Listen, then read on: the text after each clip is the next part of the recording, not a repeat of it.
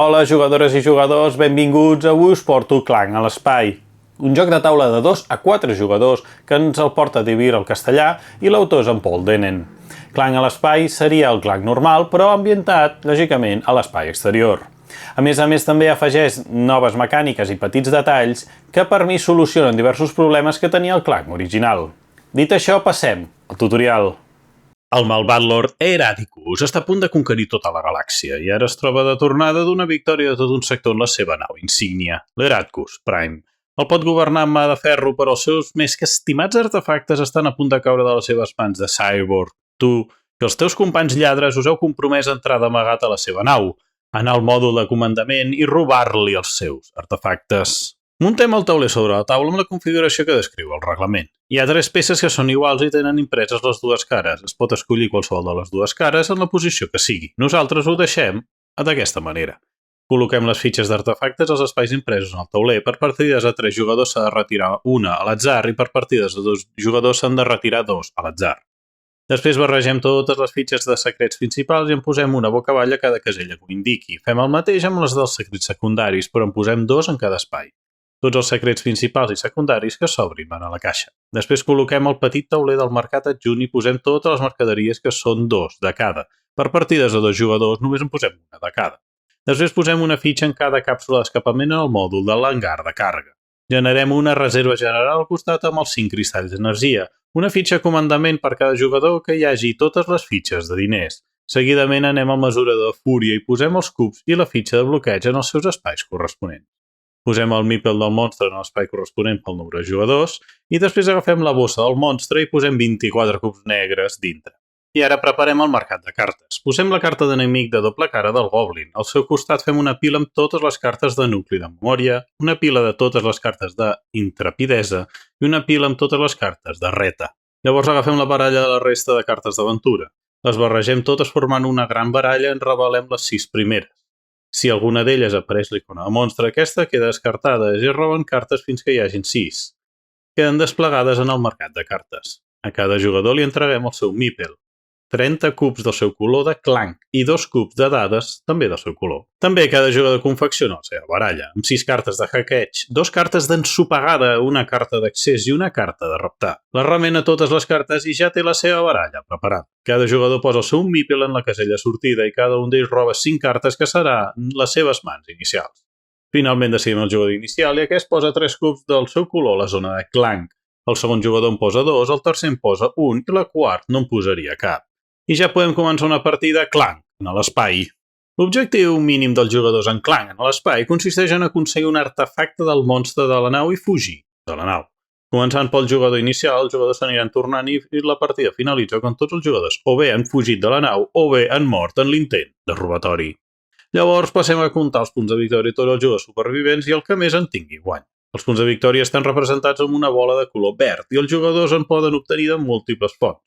Com hem dit, per poder fugir, els jugadors necessiten fugir obligatòriament en possessió d'un artefacte del monstre. Tots els artefactes es troben al pont de comandament i per accedir-hi els jugadors tenen que obtenir 2 parts del codi de comandament, mitjançant hackejos a la supercomputadora de la nau. La mecànica principal d'aquest joc consisteix en la construcció de la baralla personal. Els jugadors aniran adquirint noves cartes durant la partida que aniran afegint a la seva pila de cartes i en conseqüència de la baralla, ja que quan un jugador es cansa de cartes per robar de la baralla ha de formar una nova amb les cartes de la pila descartades. Les noves cartes proporcionen noves i millors habilitats als jugadors, sempre superiors a qualsevol carta de la baralla inicial. Fins i tot durant la partida podran eliminar cartes, o sigui, desfer-se de les cartes dolentes inicials, com les ensopegades. Els jugadors tindran sempre a la mà un nombre de cartes, normalment 5, i el que han de fer en el torn és jugar-les totes. Llavors procedeixen a resoldre les habilitats de les cartes en l'ordre que vulguin. Les habilitats o recursos de les cartes estan indicats en la part superior esquerra de la carta. Poden utilitzar un punt de moviment d'una carta, després poden derrotar un enemic amb punts d'espasa, després poden tornar-se a moure i així fins que el jugador no pugui fer res més o decideixi finalitzar el torn. Les icones d'acció bàsiques que trobem a les cartes són punts d'habilitat. Aquests punts serveixen per comprar cartes al mercat de cartes.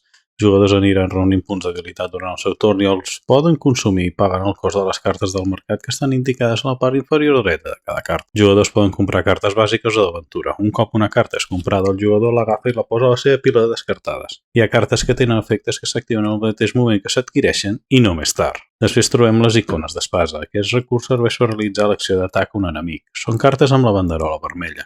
Els jugadors aniran obtenint punts d'atac durant el torn i si tenen els suficients per derrotar un enemic, ho podran fer consumint-los. Els enemics van sorgint de la baralla aventura i la quantitat d'espases necessàries per ser derrotat està indicada en la part inferior. Quan un enemic és derrotat, els jugadors descarten la seva carta i obtenen el benefici indicat. Com podem observar en la preparació, tenim un enemic bàsic que no es retira mai del joc i sempre podem lluitar contra ell i obtenir el benefici sempre que el derrotem. A més, el podem derrotar més d'una vegada per torn. I seguidament tenim les botes. Una bota dona un punt de moviment. El jugador mou el seu mípel de sala en sala respectant les línies de connexió i també han de tenir en compte les següents icones. En un camí on hi hagi la icona dels passos vol dir que els jugadors per passar-hi han de consumir 2 punts de moviment. Si en el camí es troben la icona d'un monstre, els jugadors que hi passin rebran un punt de mal. I per passar per els camins que hi ha encadenat, els jugadors han de tenir en la seva possessió un objecte que és la clau mestra.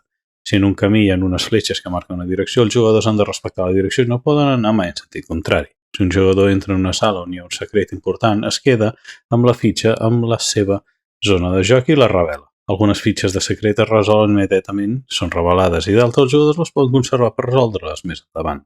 Pel cas de les fitxes de secret secundaris seria el mateix, però hi ha 2 fitxes en la sala, només se'n queden amb la primera que hi hagi a sobre. Després trobem unes sales amb unes ratlles vermelles impreses. Són sales de control. Un cop un jugador entra en aquesta sala no podrà seguir-se movent en la resta del seu torn encara que tingui més botes per resoldre. I si un jugador passa o arriba en una sala amb un benefici imprès, aquest jugador l'obté. Trobem curacions on el jugador retira un cub de mal del seu mesurador.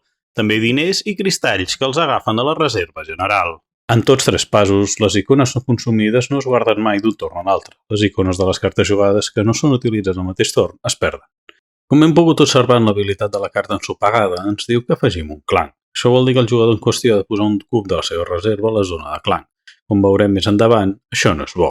Existeixen cartes que ens permeten retirar cubs de la zona de clanc, però no de la bossa. En la baralla aventura trobem cartes que formen part de 3 faccions diferents. Tenim la resistència, la ciència i els malfactors. Les faccions serveixen per activar habilitats de les cartes. Quan un jugador juga una carta que té una habilitat o una icona de facció al costat, aquesta habilitat només s'activa si en el mateix torn el jugador ha jugat una carta diferent a la facció indicada. En el tauler central trobem caselles especials que ens permeten moure més ràpidament d'un punt a un altre. Tenim l'hipertub. Quan un jugador entra en un espai d'hipertub pot decidir moure qualsevol altre espai de l'hipertub.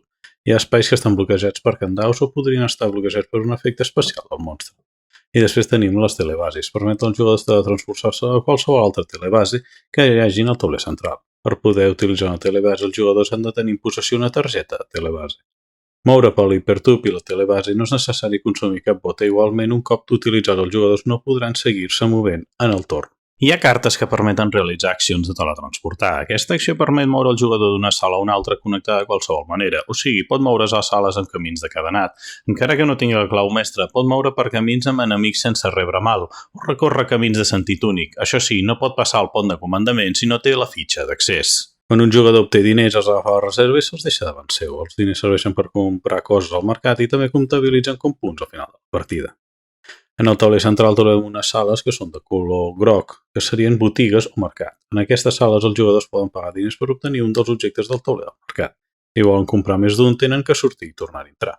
Cada objecte val 7 monedes i els jugadors només poden tenir-ne un de cada tipus. Quan un jugador arriba a una sala d'un porta de dades, pot col·locar un dels seus cubs de dades a sobre i obtenir la recompensa indicada. Un cop posat el cub de dades, aquest no es pot retirar. I cap més jugador pot utilitzar el mateix port de dades. Això sí, el jugador que ha posat el cub de dades no pot utilitzar la resta de ports de dades de la mateixa àrea. Ha d'utilitzar un altre port de dades d'una altra àrea per col·locar el seu segon cub de dades. Els ports de dades serveixen per desbloquejar el codi de comandament de la nau. Un cop un jugador ha posat els seus 2 cubs de dades en 2 ports de dades de 2 àrees diferents, obté immediatament la fitxa de codi de comandament de reserva. Ara el jugador ja podrà entrar en l'àrea del pont de comandament. Llavors, quan un jugador ja pot entrar en el port de comandament, té accés als artefactes. Quan un jugador es troba amb un artefacte, pot decidir agafar-lo o no. Si se'l queda, ja pot començar la fugida de la nau. Els jugadors només poden carregar un artefacte. Si observem la preparació, tenim uns cristalls que s'aconsegueixen en unes sales determinades. Simplement els jugadors obtenen un d'ells sempre que entren en una de les sales. Aquests cristalls permeten activar habilitats especials d'algunes cartes d'aventura. Els cristalls no es descarten per realitzar les habilitats i els cristalls són limitats. Un cop s'acaben de la reserva, no n'hi ha més. Un cop el jugador finalitza les seves accions i descarta les cartes jugades, finalitza el seu torn i passa a robar de la seva baralla 5 noves cartes. Si no li queden cartes per robar, genera una nova baralla de la pila descartades i en el cas que no hi hagin 6 cartes d'aventura del mercat, s'hauran de revelar cartes de la baralla d'aventura fins que n'hi hagin 6. Si en algun moment surt una carta d'una habilitat d'aparició, aquesta habilitat s'executa immediatament. Si en alguna d'elles hi ha algun icon al monstre, el monstre ataca. Només una vegada, encara que surti més d'una carta amb icon al monstre. Llavors, l'atac del monstre consisteix en: primer de tot, agafa tots els cubs de la zona clan i els introdueix a la bossa del monstre. Remenem bé els cubs de la bossa i en revelem tants cubs com el que indiqui el mesura del monstre. Si surten cubs negres, aquests s'aparten. Si surten cubs del color d'un jugador, aquest representa una ferida i posem el cub en el mesurador de mal del jugador corresponent. Hi ha cartes amb habilitats de perill. Aquestes cartes, si estan en el mercat, en el moment de treure cubs de la bossa al monstre, s'haurà de treure un cub més. El mesurador del monstre pot incrementar, i això passa quan un jugador completa un codi de comandament, quan un jugador recull un artefacte o quan un jugador descobreix un arxiu, un secret secundari concret. A banda d'incrementar el nombre de cubs a extreure de la bossa, el monstre pot desbloquejar uns cubs vermells que es posen en la zona de clan. Quan un cub vermell surt, produeix una ferida a tots els jugadors. El cub vermell no es descarta mai, sempre segueix a la zona de clan. També hi ha un espai on si el monstre arriba, desbloqueja un bloqueig en l'hipertub. Bloquejant l'arribada a l'hangar de sortida, els jugadors per l'hipertub. Com hem dit, la partida finalitza quan tots els jugadors han fugit amb un artefacte de la nau o el seu marcador de vida s'ha completat de cubs i, per tant, han mort. Per tant, els jugadors que tenen possessió d'un artefacte tenen dues opcions de fugir. La primera i més recomanable consisteix en agafar una càpsula d'escapament. Quan un jugador agafa una, s'emporta la fitxa de la càpsula que li dona 20 punts. La segona manera de fugir és que el jugador tingui la seva figura en la zona de l'hangar de sortida i pateixi una ferida mortal. A l'estar a l'hangar de sortida, els seus companys de l'exterior l'ajuden a sortir i el jugador podrà puntuar al final de la partida. S'ha de tenir en compte que els jugadors no poden provocar la seva mort voluntàriament mai. Sempre que un jugador ha fugit o s'ha mort, el jugador ja està fora del que passi. A la partida ja no juga cartes, no li afecten les ferides ni res. Igualment, sempre que li toqui el seu torn, el jugador ha de realitzar una activació del monstre. Agafa tots els cubs de clan de la zona de clan i en extreu tants com el mesurador del monstre indica. Com més gent fuig o mor, més exigirà a la resta de jugadors que encara estiguin jugant. Llavors, quan no quedi cap jugador a la nau, cada jugador que ha sortit sense morir puntua la seva puntuació final. Obté punts dels seus artefactes, de les fitxes extretes adquirides per als diners que li quedin i dels punts de les cartes d'aventura adquirides que indiquen punts en el cantó superior dret. El jugador amb més punts guanya. Ara que ja sabem jugar, podem explicar els següents conceptes. Si la baralla d'aventures queda sense cartes que no poden omplir els 6 espais del mercat, els jugadors que encara són a la nau moren immediatament o si estan a l'hangar fugen de la nau i la partida finalitza. I si un jugador es queda sense cubs de clan a la seva reserva, no podrà posar més cubs a la zona de clan i no li afectaran els mals dels cubs vermells. Clan en l'espai és per mi el clan normal però millorat. El seu tauler modular permet realitzar partides diferents i el fet de no poder accedir de bones a primeres a la zona on hi ha els artefactes evita que els jugadors vagin a sac a trobar un artefacte i fugir ràpid. I els cubs vermells força els jugadors lents que surtin quan abans evitant el tortugueig.